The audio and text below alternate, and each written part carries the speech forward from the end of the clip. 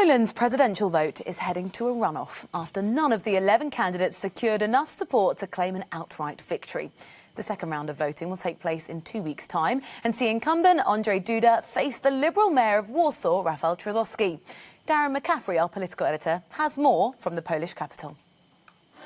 It was a night that produced two clear candidates, but no overall winner. After months of campaigning and a delay of over 6 weeks, Poland's presidential election will be fought again.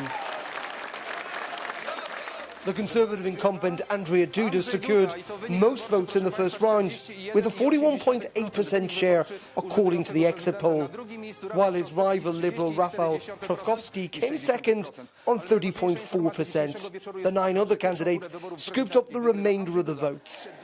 Duda and Trzaskowski will now face each other on July 12th. The goal is common. The goal is a strong, safe Poland. A Poland which has its dignity, and people feel that the state is represented with dignity. Poland whose interests are first and Polish affairs are first. Over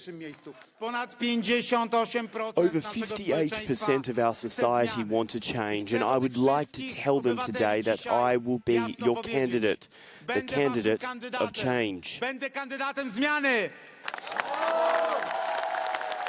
Poland's voters turned out in near record numbers after a campaign in which President Duda defended traditional values while promising to keep raising living standards. Trzaskowski promised to keep those popular social spending programmes and vowed to restore constitutional norms. Well, the crowd is pretty jubilant here tonight, but they know that this is not victory. In fact, campaigning now resumes for the next 2 weeks before the Polish people will make their final choice. Darren McCaffrey for Euronews in Warsaw. Well, Darren is still in the capital and we can find out more.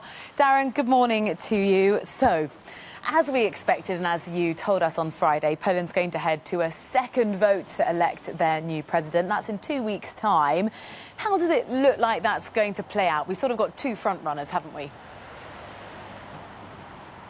Yeah, we do indeed, and it is, in fact, Duda and Trzaskowski who will now essentially battle it out over the coming 2 weeks, and campaigning has already begun again today, Rosie, on trying to get over that 50% barrier. Now, what was interesting indeed about yesterday was not just the very fact that President Duda failed to manage to get over 50%, as you say, as we had been predicting, but also just how high turnout was at 63%. I think it's the second highest there's ever been in presidential elections here in Poland in the last 30 years. And that is a sign in many ways of just how important this election is, but also how divided the country is. There really is a split down the middle between people who want to maintain essentially this conservative government in place, which has been very strong in terms of social welfare, and people who want a more liberal Poland, potentially one that's closer to Brussels than it is